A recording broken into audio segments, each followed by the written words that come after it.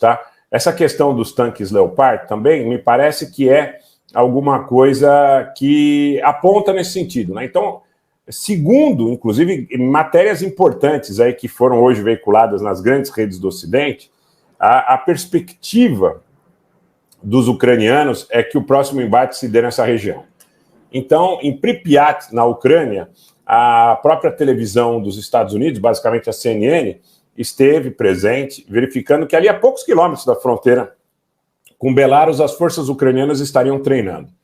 Tanques aqui, da matéria, tá? Que a gente vai comentar. Tanques T-72 envelhecidos, alguns com o dobro da idade de suas tripulações, disparam tiros na névoa, enquanto tropas terrestres praticam assalto a prédios abandonados. Parte do treinamento ocorre na estranhamente tranquila cidade de Pripyat, deserta desde o desastre nuclear de Chernobyl em 1986. Enquanto as tropas são colocadas à prova, o tenente-general Serhiy Nayev recebe uma dúzia de caminhonetes armadas com metralhadoras pesadas e armas antiaéreas, uma iniciativa de financiamento coletivo para ajudar a Ucrânia a repelir os drones Shahid de fabricação iraniana, que tem causado muitos danos, inclusive, à infraestrutura de energia da Ucrânia. Isso começou ali por volta de outubro, né, pessoal? E aqui tem um ponto importante. O que precisamos, disse o oficial ucraniano à reportagem da CNN, são tanques ocidentais. Eles são muito melhores que os modelos soviéticos e, sendo mais modernos, podem nos ajudar a avançar. Estamos criando novas unidades militares e nossas próximas ações dependerão de sua prontidão de combate e da quantidade de assistência ocidental, que será a situação mais importante para tentar equilibrar esse jogo. Aqui coloca o seguinte: o principal entre seus pedidos é o Leopard 2, que é relativamente fácil de manter e operar e está em serviço em muitas nações da OTAN. Tanto a liderança militar como a liderança política na Ucrânia esperavam que na reunião de Ramstein, na última sexta-feira, a Alemanha desse sinal verde a essas entregas, mas ela se conteve. Então a notícia que vem hoje é que a Alemanha autorizou hoje a Polônia a entregar esses tanques para a Ucrânia, tá? Então, o ministro da Defesa ucraniano, Reznikov, falando após a reunião, disse que ele e o colega alemão, ministro da Defesa, Boris Pistorius, tiveram uma discussão franca sobre o Leopard 2S e essa discussão iria continuar. Podilyak, conselheiro da administração presidencial da Ucrânia, disse à televisão CNN na sexta-feira que estava decepcionado, pois esperava que esses tanques chegassem num período muito curto. Ele afirma que 300 a 400 desses tanques superam 3.000 tanques T-72. Resta saber se isso aí é verdade, né? Ele diz que 300 a 400 Leopard superariam de 2.000 a 3.000 tanques da era soviética, na realidade. Isso aceleraria drasticamente o ritmo da guerra e iniciaria os estágios finais, aonde o oficial inclui uma ação contra a Crimeia. Aí uma série de comentários a respeito das características técnicas do Leopard 2 e tal, a avaliação do Instituto Real britânico também, falando sobre os sensores, que seriam superiores. Aí também acho que tem uma forte dose de propaganda, que seriam superiores aos modelos russos e tudo mais, né? Fala também sobre outros projetos, como o Challenger 2, né? E aqui, gente, o ponto fundamental é perceber que em todas essas análises, e aí, naturalmente, vocês sabem quantos convidados importantes aí, generais, oficiais, políticos, diplomatas, nós já ouvimos.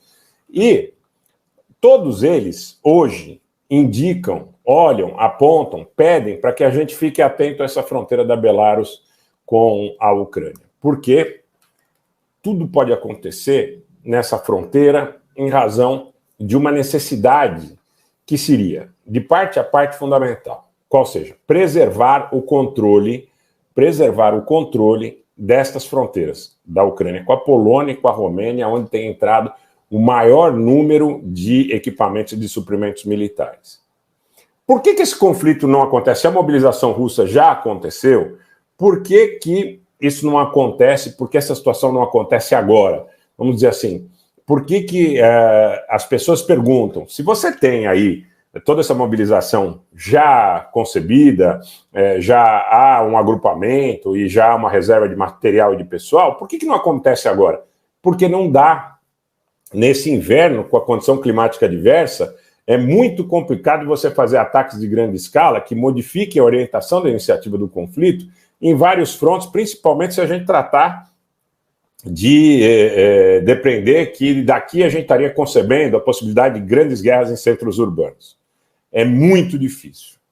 É muito difícil para que essas reservas sejam mobilizadas das suas posições em direção a esses centros. Porque, naturalmente, há uma grande situação aí, que muitas vezes é sonegada ou esquecida, que é a não utilização dos eixos, das estradas mais principais, tá? Porque isso hoje tornaria esses deslocamentos alvos muito fáceis para, vocês sabem, vocês já vão dizer antes, vão dar oportunidade para o pessoal colocar, tá? Porque o que acontece? Você usa as artérias, as vias principais, o que vai acontecer? Grandes mobilizações por grandes artérias conhecidas, com todo o monitoramento de satélite, com toda a situação que a gente vive hoje. O que acontece? Tanto se ucranianos como se russos fazem grandes mobilizações de tropas, de infantaria, de tropas terrestres. O que acontece, gente?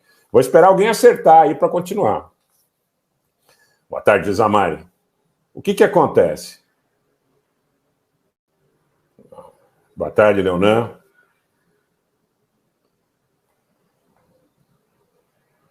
Ainda ninguém acertou, né? Ninguém colocou aqui.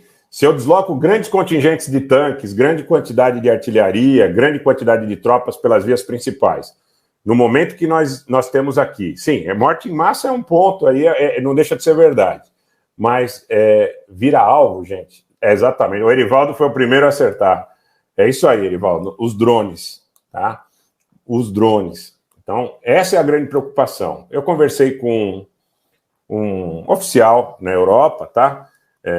Só posso adiantar para vocês que ele não esteve conosco no canal ainda, tá? Estou tentando convencê-lo a participar, e ele disse o seguinte, ele disse, olha, mesmo que eles tentem agora superar essas condições adversas de clima e busquem aí artérias principais, eventualmente mais fáceis de serem desimpedidas ou desimpedidas, você teria a possibilidade de que grandes deslocamentos... Ô, Dudu, eu não vi, desculpa, se você foi o primeiro a acertar, eu não vi, desculpa, tá valendo também.